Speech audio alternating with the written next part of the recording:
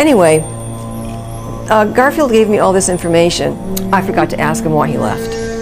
So the cat's not being found. I tossed it out to a colleague of mine. We do that a lot. We'll help each other. You know, say, you know, what are you getting with Garfield, you know, here? So she zooms in, not on location, but why he left.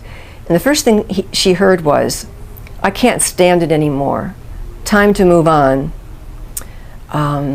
What else did Garfield say? "Can't stand it anymore. Time to move on. I just want my peace back. I want peace." So I forgot to tell Pamela the first part. I forgot to tell Pamela that the cat wanted, couldn't stand it anymore. Didn't even mention it. I forgot.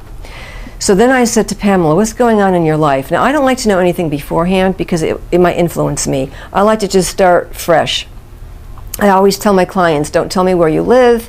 I don't want to know if it's city or country. Don't tell me a thing, because if the cat tells me, if the dog tells me, you know, it's a beach area, I don't know if I'm getting that information from the dog or if I'm getting it because a person told me I live by the beach. So I like to know nothing. So she's telling me her whole story, and it's so sad. You know, her husband's in jail, and she's taking care of his alcoholic father, and the father is not a very nice person, and she's spending all this time, commutes like 4 hours to work, and she's got a lot on her shoulders, and she wishes that she was in her old house where it was so peaceful then. And I wondered if Garfield, if he's not physically going back to the house, it might have been symbolic, where the old house was where the peace was. But she was saying how she was so peaceful with just Garfield and her other cat, and now this and now that, and finally she said, "I just can't stand it anymore." And I said, "Oh my God, that's exactly what your cat said."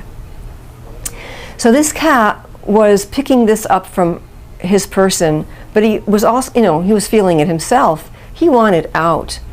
And I'm not sure if he's going to return. I'm hoping he will. The same thing happened with my own cat, Bubba Louie, who's passed on now. But Bubba Louie, he'd take off for like 8 hours a day. And I thought he had a job. I thought, where's this cat go? Out at 9 o'clock, and he comes back at 5. It's like, this is really... And I had consulted communicators before I was doing this work. And even now, when I'm doing this work, I always consult my colleagues. It's very hard to work on your own animals because your emotions are in the way, and we want to hear what we want to hear. It's hard to be objective. Anyway, the communicator, when she tuned into him, my cat said to her that he couldn't stand the tension in my house. And he says, even now, he said, when I think about those doors slamming, at the time I was living with someone and we fought all the time and we slammed doors. And it just made him so nervous he couldn't stand being around the house. My other cat sprayed for 10 years. I put up with it because I loved him so much, but it wasn't, and I didn't know why he sprayed, but then my partner and I separated after 22 years. We separated, and Bubby came with me. Bubby never sprayed again. So Bubby didn't like the tension either. If you have a cat, I do a lot of work with urination issues. We call it inappropriate elimination.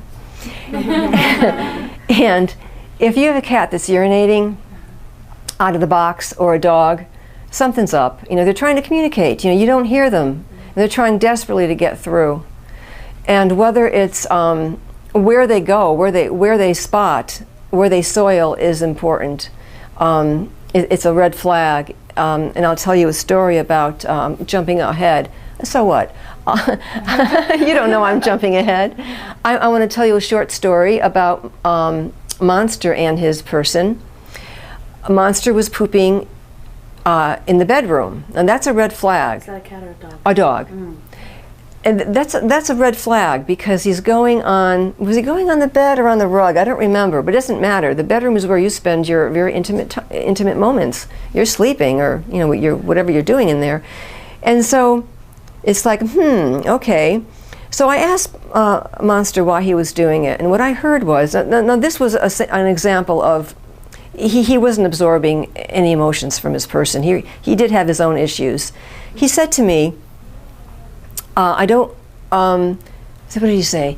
He said, I don't want to be left alone.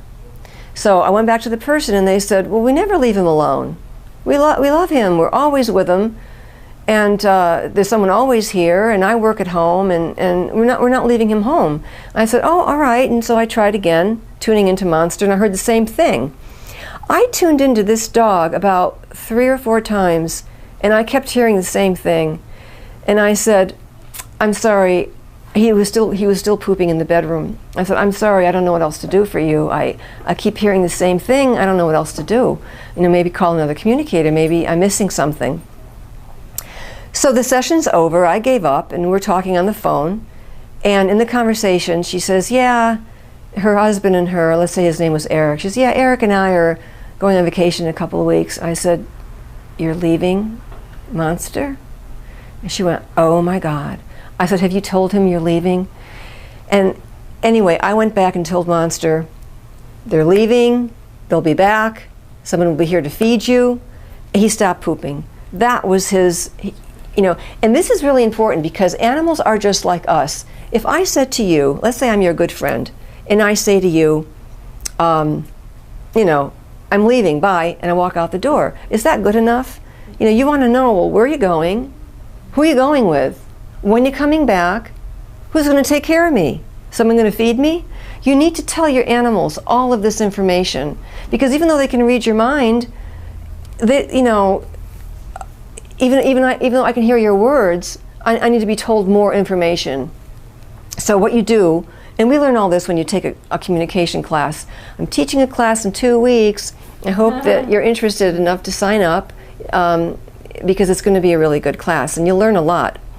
But part of what we learn is how to communicate that to an animal. And basically what you would do in this case is you send an image. They understand time. I had a cat who was waking me up at 4 in the morning, and I asked him, I showed him the hands of the clock. I showed him the hands at 6.